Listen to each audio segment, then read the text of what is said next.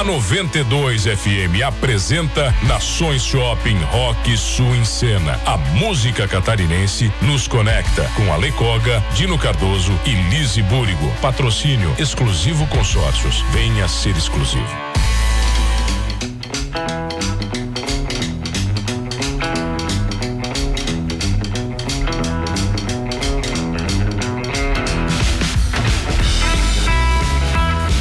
Que maravilha, que maravilha.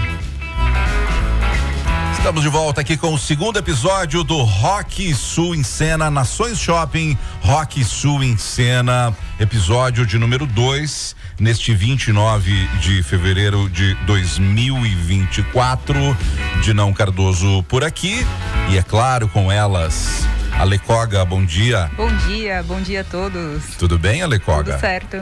Como é que está a expectativa para o segundo episódio, Animada, Ale Koga? né? Animadíssima. Vamos falar de bandas maravilhosas aí, então não tem como não tá. Agora a gente já se conecta mais, né? Sim. São bandas que a gente ouve, né? E aí já tá tem mais até um apego acostumado, emocional, né? Aquela coisa de essa banda marcou alguma fase da minha vida, então a gente já começa aqui a se envolver emocionalmente com o projeto. Ah, coisa boa, coisa boa. Ela está aqui comigo também, a primeira locutora de FM desse estado, Lise Búrigo, bom dia. Bom dia. Agora a gente começa a entrar mais na minha geração, não na de vocês. Não, mas ouvi. A minha também. Isso aqui que nós vamos falar hoje, eu ouvi muito. Cresci ouvindo muito. Exatamente. Então seja muito bem-vindo ao segundo episódio do Nações Shopping Rock Sul em Cena. Ale Koga, esse material aqui, ele vai pra onde depois que a gente terminar? Olha, ele tá formando uma teia aí que eu já não tô tendo controle. A princípio no site da 92 é o nosso depositório ali, então a gente tem uma página exclusiva para falar do Rock Sul em Cena. Depois ele vai pro YouTube, Spotify, nossas redes, o Instagram do Rock Sul em Cena, e aí agora o céu é o limite, né? Maravilha. Lise Búrigo, você como a grande pesquisadora desse trabalho, quando a gente chega, agora a gente já começa a aparecer mais Santa Catarina, nossa região, no cenário. Como é que tá encontrar esse material? Como é que tá sendo para você? Muita dificuldade mesmo. Uhum. A parte de Santa Catarina e nossa região mesmo. Vou falar para vocês que eu penei para conseguir trazer algumas bandas locais da época. Não tem muito pouco registro e espero que a gente venha aí incentivar, cultivar essa história. Eu acho que a partir da próxima década, que seria a semana que vem, sim, aí já começa a semana aparecer. Semana que vem, Raul Seixas. Que beleza, hein? É o Rock das Aranhas. E já começa a aparecer mais elementos locais, né? Sim. A partir da década de 80 já começa. E lembrando a nossa audiência que um pouco mais adiante vai ter o cenário das danceterias, dos DJs, tudo isso. São mais de 20 episódios, né? Então a gente só vai tá ter. No começo, né? Só tá no comecinho, a gente tá lá no embriãozinho, né? Exatamente, a gente tá na primeira fase aqui no bebezinho. Já falamos do e-mail? Não. Qual é o Temos e-mail? um e-mail para quem quiser mandar relatos pra gente, fotos, vídeos e qualquer informação que tenha sobre essa época. Se teve uma banda, se conhece alguém que conheceu alguém, se participou de algum festival, 92rocksulencena@gmail.com. Maravilha. Lembrando, né, Dino, que a gente precisa muito de contribuições pro próximo episódio, porque essa história a gente quer Raul aqui, né? conectar o Raul com o Criciúma. E parece que ele teve uma conexão, né? Sim, ele veio aqui em 1989, inclusive no ano que ele faleceu, e ele veio aqui na Circus. Então, quem foi nesse show? Verdade, quem trabalhou? manda pra gente. Ajuda, né? Então, por favor, entre em contato conosco. Isso. Pode Histórias chamar. verídicas, né? Não. Se o cara tá muito com preguiça de mandar e-mail, Ale Koga, dá um toquezinho aqui no WhatsApp, né? Dá um toquezinho aqui no WhatsApp, de repente um áudio breve, né? Hoje a gente vai ter isso. Vai ter um áudio, vai ter né? uma participação do seu Walter dos Anjos, da banda Os Líderes de Criciúma. Ah, que legal. Olha aí, que maravilha. Então hoje a gente adentra a década de 60 e 70, Ale Koga, e começamos aqui dando uma pincelada sobre uma banda que você ama. Eu sou uma Beatlemaníaca, acho que não tanto quanto muitas pessoas são, mas eu gosto bastante. Então a gente vai abrir, claro, com eles que foram, acho que, nos maiores representantes da década de 60, quando a gente fala de rock, que são os Beatles, que era uma banda formada por John Lennon, Paul McCartney, George Harrison e Ringo Starr. E, na verdade, né, quem não conhece muito da história dos Beatles, eles começaram em 57 com o John Lennon, sendo o membro fundador, com uma banda de amigos da escola ali chamada Quarrymen. E a partir disso, em 60, aí a banda mudou o nome sim para Beatles, que é como a gente conhece hoje, né, The Beatles. E naquela época o John Lennon já era amiguinho do Paul, né? Essa dupla já existia ali, eram amigos de escola. Mas o Harrison não era o baterista fixo da banda. Então depois, né, o Harrison ele era o baterista fixo da banda, eles eram um trio. E aí depois... O Harrison guitarrista, né? Isso. Depois que entrou o Ringo Starr, ele trocou, né? teve essa troca, tá. Eles eram um trio. Foi o último, né, foi que o entrou. último, entrou depois de 2 anos ali em 62, oficialmente formou-se o quarteto Beatles como a gente conhece. Porque teve aquele baterista que entrou no comecinho e deve ser o cara mais arrependido da história, né? Mas ele faleceu ou não faleceu? Ele faleceu agora, né? Faz pouco tempo. Mas depois de muitos anos, ele não quis... Ele teve a amargar muito tempo essa decisão errada na vida. Uma curiosidade só sobre os Beatles, o rock, a primeira morte do rock foi nos anos 60, antes da vinda dos Beatles. Elvis tinha ido pro exército, Chuck Berry, Little Richard, aqueles caras se envolveram num monte de polêmica, exato, então a galera já meio preso, que se envolveram com umas da coisas. Sociedade. O rock sendo rock já desde e o rock já tava morrendo. Aí os Beatles na Inglaterra, eles renascem o rock com o surgimento deles, e depois o próprio Elvis dá uma surfada nessa onda, né? Nessa onda. É verdade, é verdade. E aí em 62, né, depois que eles formaram realmente a formação ali oficial dos Beatles, a gente ouviu o primeiro compacto deles, que é o Love Me Do, que é um clássico e que ficou entre as 20 mais tocadas das paradas britânicas. E assim, até hoje, né, acho que os Beatles estão lançando material aí, eles não pararam, e toda vez que a gente ouve Beatles, eles são colocados no cenário, a gente tem essa ascensão novamente deles nas paradas. E aí em 64, aquelas cenas que a gente está acostumado a ver, histeria, caos, gente desmaiando, que aliás eu queria, se alguém me pergunta assim, para que época você queria voltar para viver? Eu queria ter voltado para ver a Beatlemania nessa época. É mesmo, Coguinha? Seria uma histérica. Não imagino a Coga lá gritando histérica. Ela é toda controladinha, certinha. Aquelas meninas que faz assim com a mãozinha assim, ó. Pode seguir. E aí, então, e depois de 67, né, então de 64, foram 2 anos dessa histeria e Beatlemania. E em 67 morreu o empresário da banda, que ele era muito importante para a formação dos Beatles, ele era quase que um mentor, o Brian Epstein. E aí, depois disso, começou o que a gente o que o pessoal acha que começou o fim dos Beatles, que aí começaram os desentendimentos entre os membros da banda, né? E aí o Ringo Starr queria contratar um empresário, Paul McCartney, aquelas coisas de banda que a gente sabe que acontece. Eu acho que tinha eram 2 líderes, né? O Paul McCartney e o John Lennon. Isso. Eu acho que os dois, às vezes, né, não se entendiam. Eu assisti aquele documentário que tem no Disney Plus, né? Que mostra aquela época deles ali, e era bem difícil a convivência, né? A gente via só aquela parte bonitinha deles no palco, todos amiguinhos, mas realmente, a convivência dos dois eram 2 cabeças muito pensantes, muito fortes, muito ativas. Tanto que o John foi fazer a carreira solo. Sim. Paul também teve seu momento. Então, em 70, infelizmente, os Beatles realmente se separaram. E depois de 10 anos, o John foi assassinado por um fã. E aí, infelizmente, a gente não teve mais nenhum resquício de Beatles até esse ano que lançaram uma música feita por inteligência artificial, recuperando a voz do John. Mas aí já não é mais os Beatles. Né? Eu li um material uma vez falando sobre essa questão de qual membro era o mais trabalhador, e realmente era o Paul McCartney. Os outros 3 ali meio que queriam, em algum momento da banda, queriam ficar no parquinho fumando um baseado, e o Paul sempre ia lá, chamava eles pro estúdio, vamos trabalhar, vamos produzir. Ele era o mais responsável. E eu acho que isso faz muito sentido, que ele fez show agora no Brasil, né? E ele continua sendo esse cara regradinho. E um cara pra estar com mais de 80 anos fazendo show de 3 horas. Diz que ele não bebe água no palco porque é falta de educação. É um lord, né? É um lord. E aí nós chegamos numa outra banda contemporânea, meio que algoz ali, meio que rival, né? Mas não tão certinha. Rolar as pedras aí, né? E é a minha preferida. Eu sou mais Rolling Stones, naquele combate ali, né? Total. Ganha Rolling Stones. Eu votaria nos Rolling Stones. Eu também. 2-1, Coguinha. Eu gosto mais da sonoridade deles, acho mais pesado. Assim. Eu sou sempre a minoria. Não, mas Beatles é a maioria. Não, mas aqui no estúdio.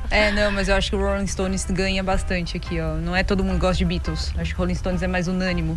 É mais bandido. É mais rock and roll. É mais rock and roll. É mais bandido, né, Lizzy? mais rock Com certeza. E ao lado dos Beatles, os Rolling Stones foram considerados a banda mais importante da chamada invasão britânica. Isso lá nos anos 1960, gente. E os homens ainda estão ativos. É verdade. Ativos. E os Rolling Stones foram formados, na verdade, em 12 de julho de 62, né? Com o Brian Jones, o Keith Richards, o Mick Jagger, o Bill Wine e o Charles Watts, que já faleceu. E eles eram exatamente... É porque os Beatles vinham com aquela versão de terninho, todo arrumadinho. E aí os Rolling Stones já vieram nessa vertente mais contra a cultura. Sim. Trazendo toda aquela rebeldia da época. E eles... usavam, assim, aquelas roupas mais chamativas, cabelos compridos, um figurino totalmente diferente. A boca do Mick Jagger, ela já é uma boca... O Mick Jagger. Ela é uma boca indecente, né, Lizzy Búrigo?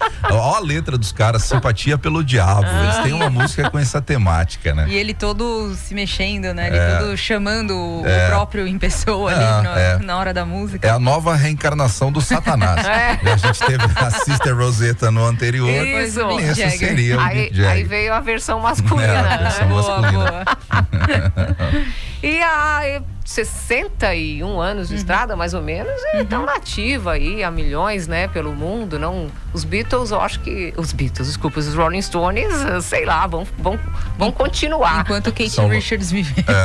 O Keith Richards, se a gente muito louco o Keith Richards, né? Se a gente olhar as mãos dele, são todas... E ele disse que de tempos em tempos ele tem que reaprender a tocar guitarra, porque ele já não consegue mais por conta da osteoporose nos dedos que ele tem, mas ele não tá nem aí, ele vai mudando a forma de tocar. Que demais, e é uma lenda viva. E tem algumas histórias dele bem bizarras, né? Ele era muito louco.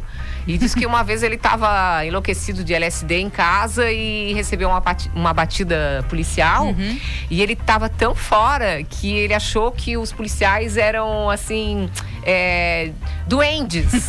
E começou a conversar com os policiais como se eles eram amigos, queridos. Chamou pra dentro de casa. Cara, que genial. É muito... Tem a história de trocar o sangue, né? A história dele de ter trocado todo o sangue e tal, porque o dele tava muito tóxico, né? Mas enfim, são uns malucão, né?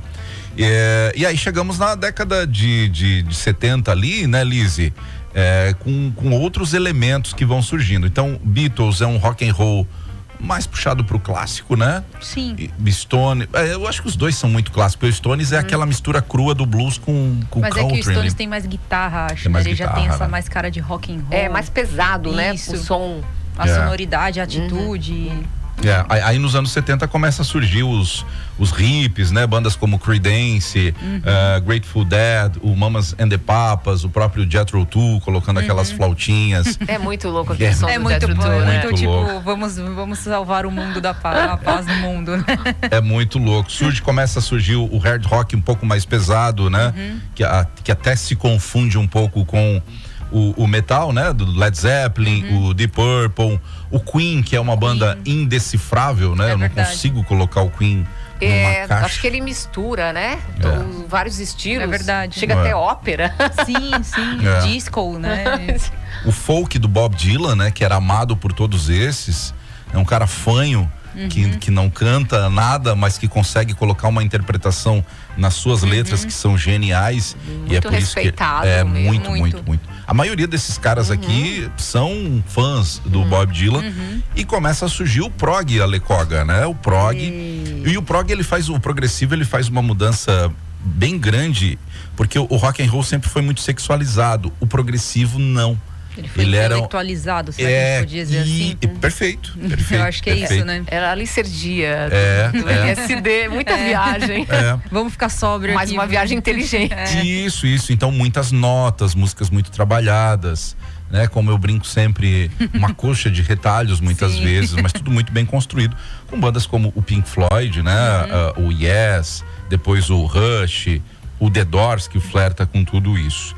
A gente chega também na mesma década. Olha que década, né? É isso que eu ia falar, né? Eu acho que aqui o rock, ele começou a ganhar, o pessoal começou a dar, não, eu não quero esse certinho, vou colocar mais guitarra, vou colocar mais baixo, vou colocar mais grito, vou colocar mais nota, e aí começou a surgir as vertentes, né? Como o Dino amarrou, né, no capítulo anterior, que o rock é a grande casa e cada um foi indo pro seu quartinho. Aqui começou o grande hotel do rock. Que maravilha. Surge o heavy metal também, com Black Sabbath, né?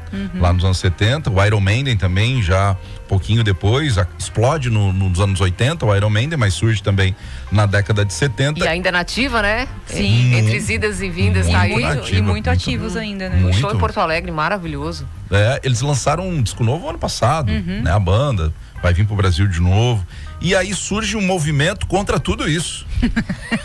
Que é o rock, os sujos. Né?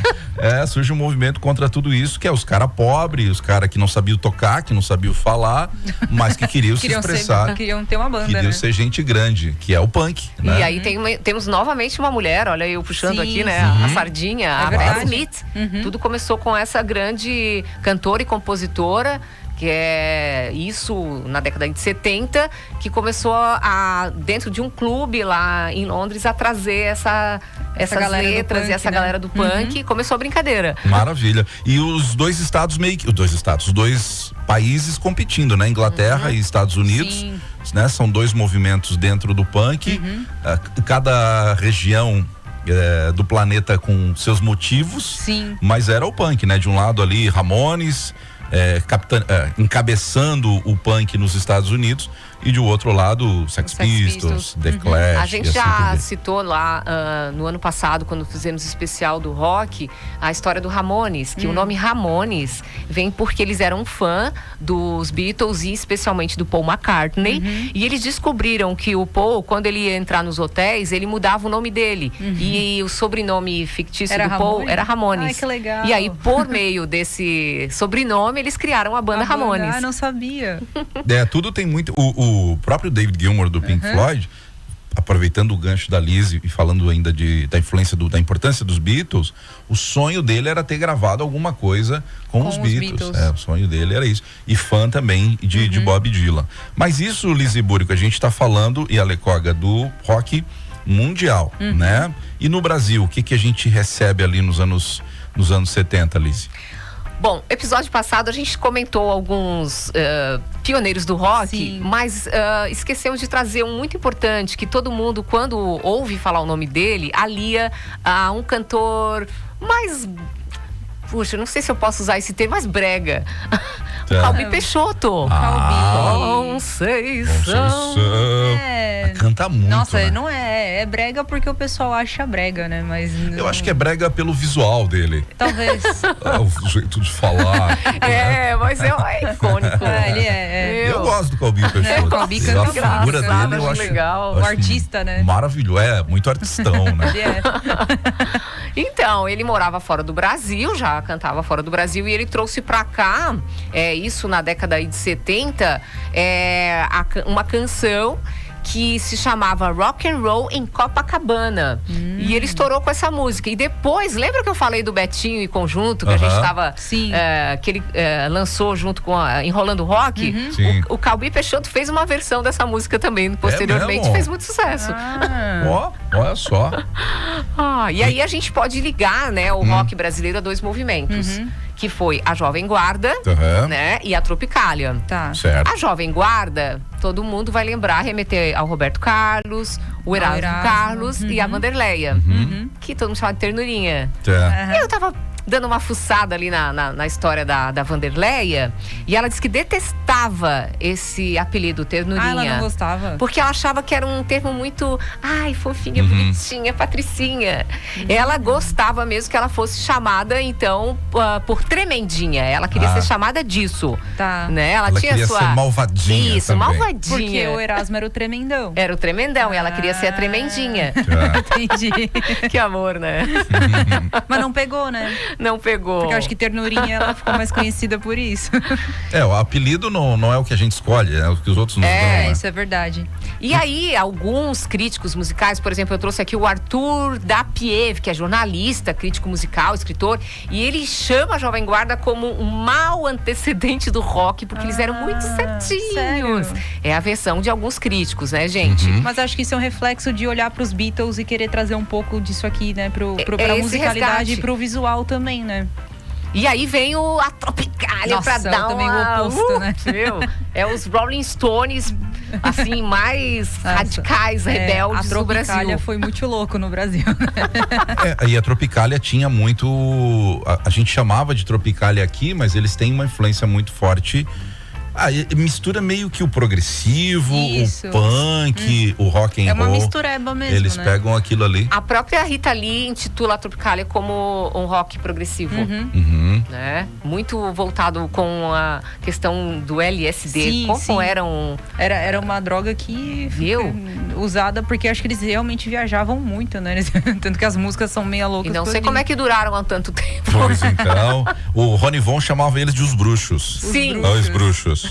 Lembramos de alguém nesse momento. O que vocês acham? A gente tá em Mutantes agora, vamos começar. A gente tocar uma música dos Mutantes, a gente faz um break e voltamos já com o Nações Shopping. Rock Sul em cena. Pode ser? Ok. Vamos tocar uma dos Mutantes. Essa aqui é conhecidíssima, porque o Pato Fu fez uma versão, né? Ando meio desligado. Estamos de volta com Nações Shopping Rock Sul em Cena. A música catarinense nos conecta. Patrocínio Exclusivo Consórcios. Venha ser exclusivo.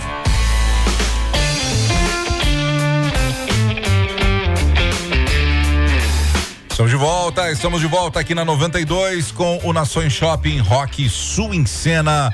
Comigo, Dino Cardoso, Ale Koga e Lise Búrigo. Ale Koga, como é que o pessoal faz para poder ser um parceiro no sentido de dar uma contribuição né, histórica para este programa? Como é que faz? 92rocksulencena@gmail.com ou pode acessar a gente nas redes sociais 92 Rock Pop no Instagram, no YouTube, através do site tem um formulário de contato, tem a minha rede social, tem o WhatsApp da rádio 984410010. Preferencialmente a gente pede por e-mail, porque às vezes tem registros de foto, de vídeo, a gente consegue concentrar melhor lá.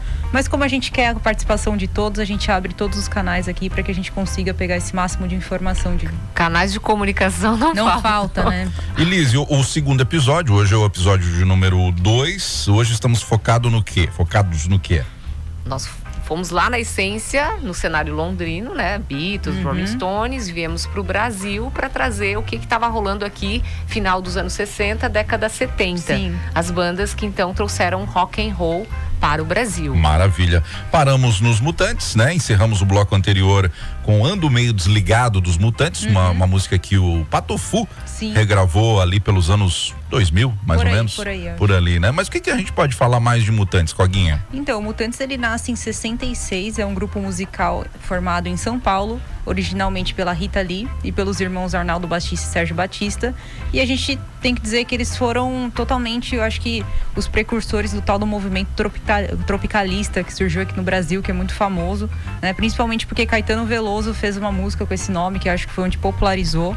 Mas, na verdade, o movimento tropicalista surgiu em 67 e o nome vem de uma obra de um artista plástico. Então, a Tropicália, que era esse movimento, fazendo um parênteses aqui no Mutantes, ele foi muito mais do que um movimento musical. Ele era uma expressão à arte, a cinema, a poesia, por isso que a gente até o visual deles bem diferentes, coloridos. Então, tudo isso... a moda hippie, né? Meio hippie, meio progressivo, né? Os cabelos, as maquiagens, a expressão à arte era muito marcada junto com a música. É como se a música fosse a trilha sonora desse movimento todo, né? Então, e os Mutantes foram grandes responsáveis por promover esse movimento aqui no Brasil. E eles já começaram justamente escandalizando o público com essa mistura de rock and roll com MPB. Então, trazendo efeitos psicodélicos, apostando nessas coisas diferentes, quebrando as regras tradicionais. Tudo com muito bom humor. né? A Rita Lee, ela tinha muito isso na veia dela, né? Então ela imprimiu isso e eles sacudiram o cenário do rock brasileiro com esse rock mais debochado, né? Eles tiravam o sarro da MPB, né? Sim, eles eram um movimento até anti-MPB, se a gente pudesse dizer isso, né? É que a gente acaba sempre falando aqui, o rock sempre é um movimento contra o movimento dentro do movimento, né? As facções do rock, e se for ver, o tropicalismo foi totalmente contra os certinhos, né? Da Jovem Guarda, né? E é bacana a gente deixar claro que isso, né?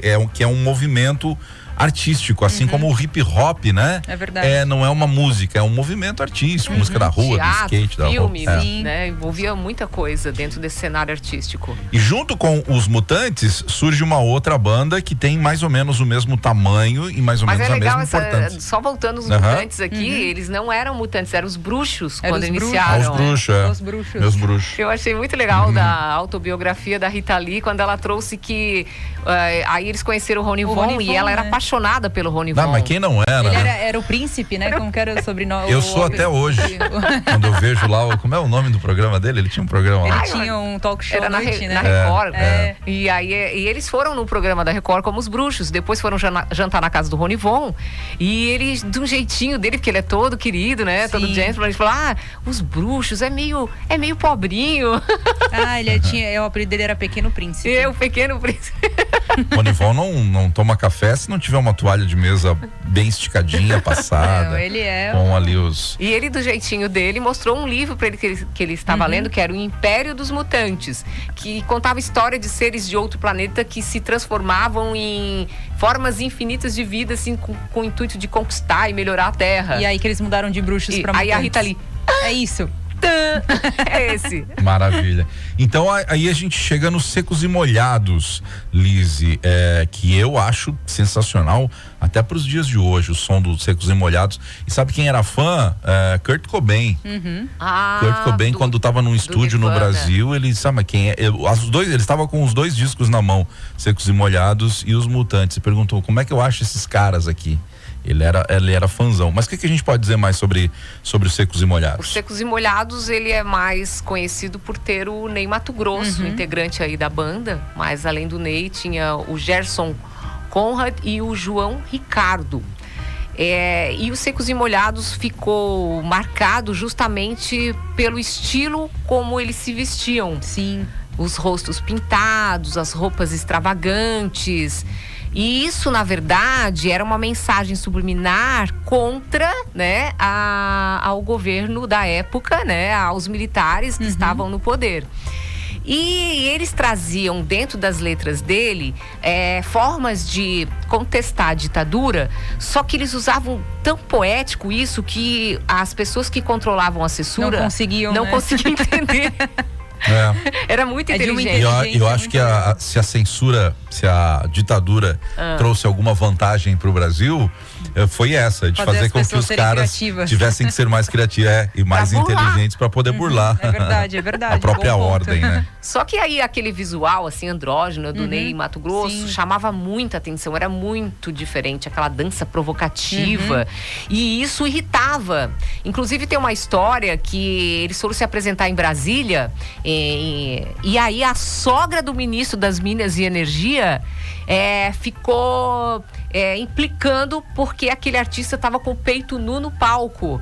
E aí eles chegaram a cortar a luz do ginásio na época para que o show não continuasse. Mas aí o Ney não vestiu a camisa e não fez o show. Aliás, eu nem consigo pensar nele de uma imagem com ele com camisa, porque é tão icônico ele sem camisa, né? Já faz parte dele dançando ali. Do figurino. Que não faz sentido ele. Mas você sabe que ele tava numa turnê agora com 82 anos. Ai, sarado. E sem camisa. Continua sem camisa. Não. Ele fez com um colã aqui, com o peito de fora. Corpício. Ele é demais. Ele é demais. E eles têm alguns clássicos, né? Como Rosa de Hiroshima. Aquela capa do A Volta dos Secos e Molhados, que são aquelas cabeças num banquete ali, é sensacional, né? E aquela capa é interessante que ela tem 4 integrantes. E na verdade eles são em 3. Tá? E aquela quarta cabeça ali foi alguém que contribuiu com a banda, mas não é considerado participante dos Secos e Molhados. E o que é interessante também a respeito dos Secos e Molhados é que quando eles enviaram as músicas para as gravadoras, ninguém botou muita fé neles, assim, não acreditaram muito. E a Continental meio que abraçou, mas imprimiu só 1.500 cópias, assim, vamos ver o que rola. Essa tiragem, gente, foi um sucesso, não durou nem 10 dias. Tanto que eles tiveram que, em 7 meses, produzir 800 mil cópias. Uou. E o que rolou? Eles não tinham matéria-prima para fazer os discos. E eles, qual foi a atitude? Eles desmancharam aqueles LPs que não tiveram saída para fazer os LPs dos Secos e Molhados. Faltou petróleo? Faltou petróleo na parada. Petróleo. Eu vou tocar um trechinho, pode ser? De Flores Astrais, que o RPM fez uma versão naquele verdade. Rádio Pirata, e eu acho sensacional. Eu vou ter que adiantar um pouquinho a música aqui pra gente poder, ó.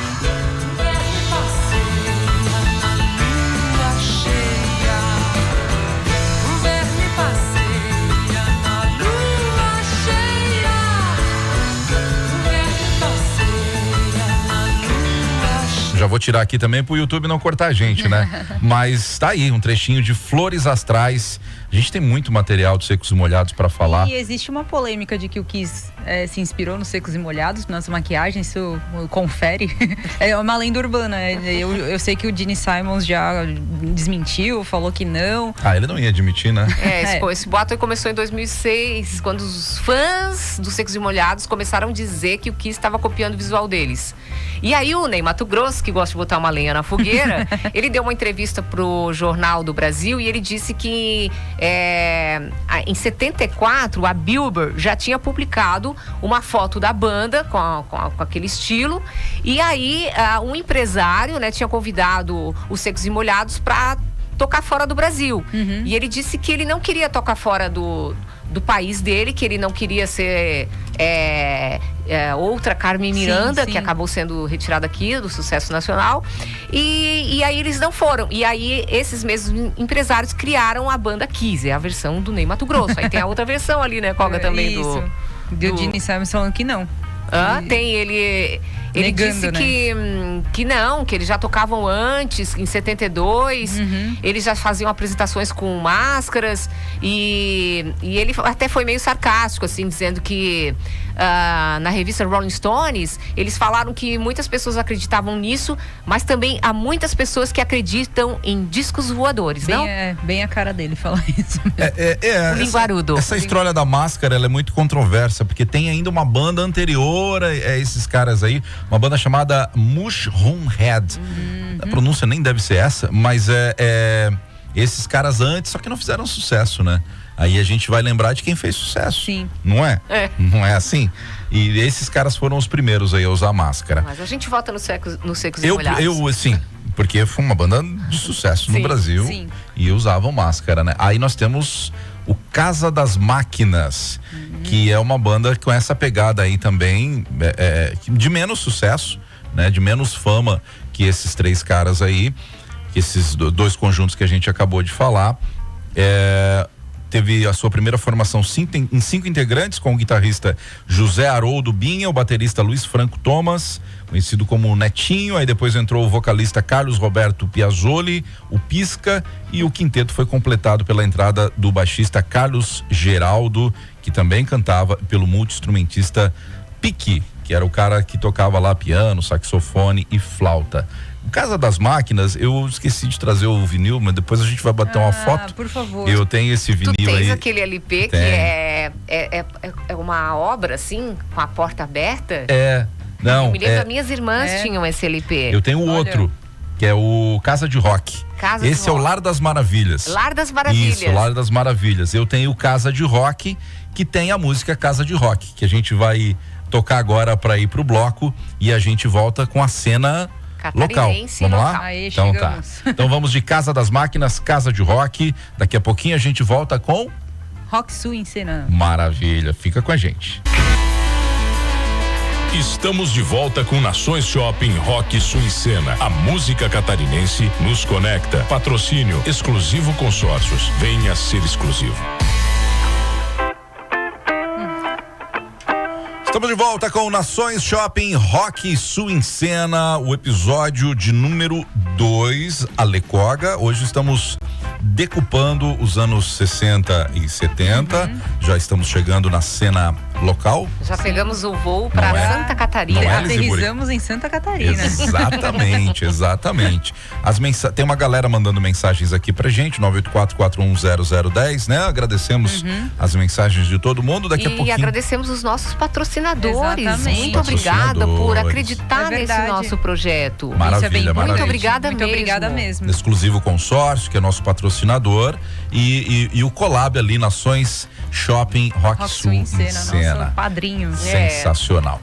Ô Lizzie Búrigo, que história é essa desse grupo Os Cobras, que depois virou Snakes? Olha, eu peguei essas informações muito difíceis de achar. Então eu vou referenciar o jornalista Thiago Keller, da ND+. Opa. E ele contou muito bem essa história sobre essa banda. E ele intitula Os Cobras, os percussores do rock ainda na era da bitomania em Florianópolis. Tá. Então essa história começou com 4 amigos que estudavam juntos, provavelmente aqui fala, não diz, mas eu acredito que seja na UFSC, pelo que eu entendi. Tá. Eles moravam no centro de Florianópolis e uma vez eles estavam na Praça 15 e eles ouviram um disco dos Beatles que estava rolando numa loja lá que vendia discos, a música Love Me Do, e eles se apaixonaram pela banda. E aí resolveram começar a ensaiar em casa. Vamos montar uma banda. E botaram os Cobras, né? Que cobra na época era uma gíria. O cara é cobra, o cara, tipo, o cara é fera nisso. E aí, depois, eles tinham um professor de inglês que falou: ai, cobra, né? Não rola, vamos americanizar esse negócio, inglesar esse negócio aqui, pra ficar mais bonito, né? Coisa de brasileiro. Dá uma gourmetizada na banda. Aí virou The Snakes, né? E eles imitavam muito, eles foram considerados um dos melhores covers dos Beatles na época. Eles se vestiam igual e tudo mais. E em 66 teve um grupo de jornalistas cariocas que estavam investigando bandas covers dos Beatles e foram parar em Florianópolis e ouviram eles na praça tocando. Falaram: gostamos desses guris. E fizeram uma reportagem, então, isso para uma revista chamada Fatos e Fotos. E aí apareceu a banda de Santa Catarina. Tá. Nisso, eles fizeram uma vaquinha, porque eles foram convidados para fazer shows no Rio de Janeiro, eram garotos, né? Sem grana. E começaram a apresentar em alguns clubes lá, inclusive foram no Clube do Bolinha. Que legal. É mesmo? Clube do Bolinha. Olha só. Que ano isso? Em 66. 67, o Bolinha 68. já apresentava o programa? Já, imagina o Bolinha. Eu lembro dos anos 90. Então. Bolinha. Edson Cury. Você é da época, Coga? Imagina. Vamos tocar um trechinho dos Snakes? Eu custei, porque assim, eu achei muitos covers deles, mas eu tive dificuldade de achar música autoral. Eles têm inclusive cover do Tremendão lá. Tremendão. Deixa eu botar um pedacinho aqui, ó.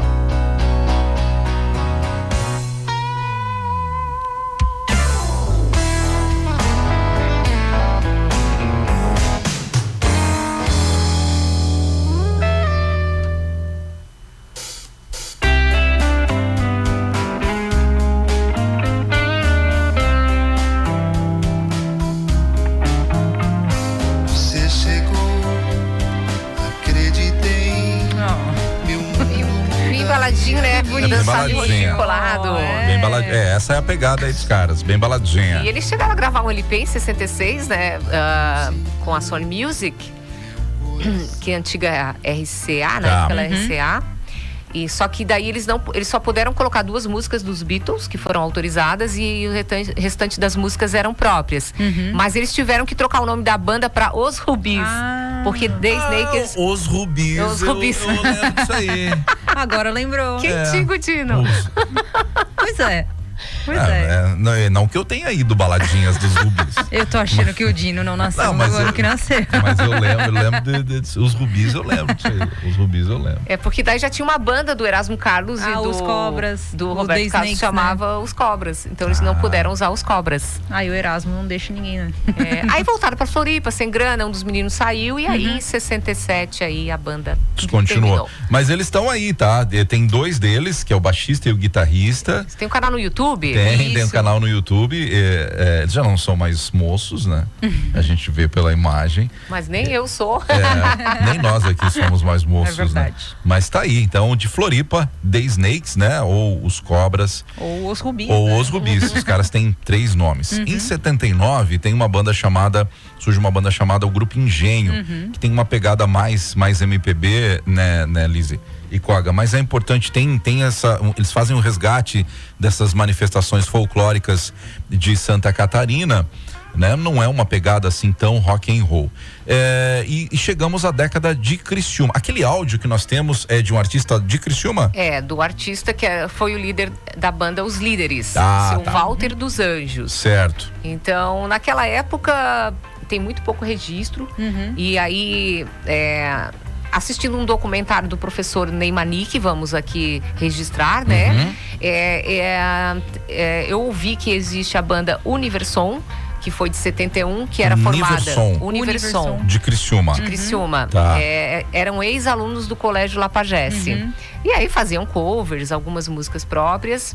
E também tinha o conjunto Os Líderes, que começou em 64. E que aí a gente tem um áudio aqui do seu Walter, que foi muito simpático, muito querido em me atender. E eu pedi para ele gravar uma sonorinha rapidinha, só para explicar basicamente o que era essa banda, que tinha 6 integrantes. E que fazia muito cover aí dos Beatles e tal. Então já estamos em Criciúma. Já estamos em Criciúma. Aterrissamos na Terra do Carvão. Tá, então nós temos a banda Universom, que eram ex-alunos do Lapagesse. Isso. E o conjunto Os Líderes de 1964, hein? 64. Tá, a gente também tem os Brasões, 74. Tá. Brasões, eu lembro desse nome aqui também. Os Brasões eram Brasões com S, correto, né? Tá. E eles fizeram muito sucesso nos anos dourados, aí era uma big banda, né? Tocava em baile aí, com todos os bailes aqui da cidade eles tocavam. Tá. E só que aí também tinha no Rio de Janeiro, fazia uma confusão, uma outra banda trocaram. De 68, que era Os Brasões com Z. Tá. E aí, essa banda com Z, inclusive a Gal Costa teve participação e tudo, e ela era uma banda de rock psicodélico, assim, bem diferente, né? E ela é considerada uma das bandas pérolas aí da psicodelia brasileira. Ô, palavrinha nada. Tem uma banda que surge no finalzinho dos anos 70, que a gente não pode deixar de falar, mas a gente vai dedicar alguns programas a essa banda mais pra frente, principalmente quando chegar nos anos 90, né? Que foi o Matusa, né? O Matusa, ele surge aqui, porque tem mais de 40 anos, o Matusa, 45, 46. Sim. Né? Só que o Matusa tá aí até hoje, né? Tem. O boom do Matusa mesmo, que nós vamos ter conexão, é o que aconteceu ali nos anos 90, final dos anos 80, né? Então, antes que a galera já se antecipe... Nós estamos, gente, em 60, 70. Isso, a gente vai chegar no Matusa num próximo programa aí, já. Vamos ouvir o áudio, então. Sou Walter dos Anjos. Walter dos Anjos, ele mandou pra gente. Líder da banda Os Líderes. Vamos ver aqui. Olá, meu nome é Walter dos Anjos. Sou músico contrabaixista e um dos fundadores do conjunto The Leaders, ou Os Líderes. Começamos o The Leaders em 1964. Ali no antigo City Club, em frente ao INSS antigo, era a nossa casa, pois fazíamos as jovens tardes de domingo. No City a gente fez o famoso baile do carvão. Tocamos muito também no Criciúma Clube e União Mineira. Fizemos 2 bailes de debutantes em Chapecó.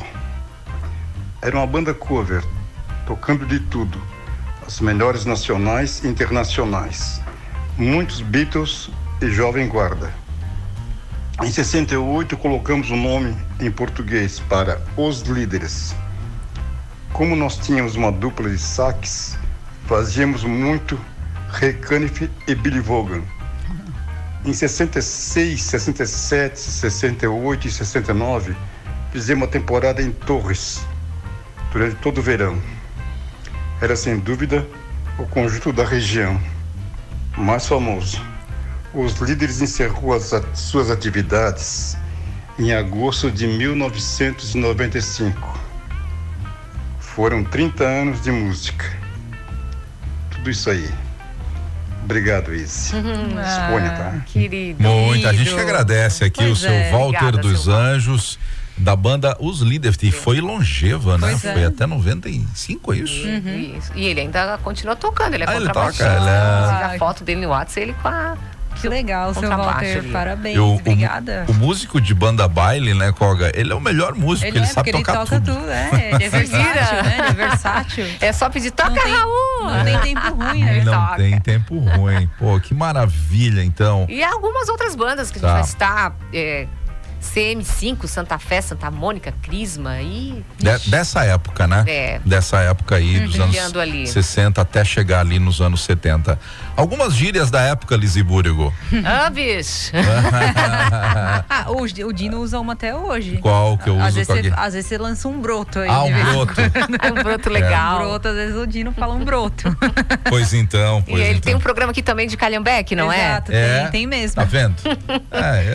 Eu tô na época errada.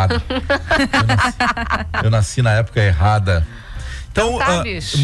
Sebo nas canelas que o horário tá pegando. Muito Muito A gente obrigado. tem que fazer o tutu. Temos que fazer o negócio Tudo faturar. render. O tutu É. render. Então, concluímos assim o segundo episódio dessa temporada. Agora a gente começa a adentrar mais a segunda metade dos anos 70 Isso, e com início mais... dos anos 80. ênfase, né? Mais com ênfase. ênfase no grande Raul Seixas. Então, semana que Raulzito. vem. E as conexões de Raul Seixas com Criciúma, é isso mesmo? Que pra quem não sabe, existiram, né? Ele veio aqui em Criciúma em 1989. Por favor, quem acompanhou, quem viu, quem ouviu. Quem tem história, Maravilha, então. manda pra gente. Então manda aí, preferencialmente no nosso e-mail, né, Koga? Isso, Que é? 92rocksuincena@gmail.com. Exato. Ou se você não conseguir, pode mandar no 984410010, que a gente captura aqui a tua informação e colocamos. Muito obrigado pela sua audiência. Obrigada. Obrigada, gente. Esse foi o segundo episódio do Nações Shopping Rock Sul em Cena. Eu posso encerrar com o Erasmo Carlos? Por favor. Muito. Pode, Tremendão. Pode ser o Negro Gato? O que vocês acham? A Rádio 92 FM apresentou Nações Shopping Rock Sul em Cena. A música catarinense nos conecta. Patrocínio Exclusivo Consórcios. Venha ser exclusivo. 92.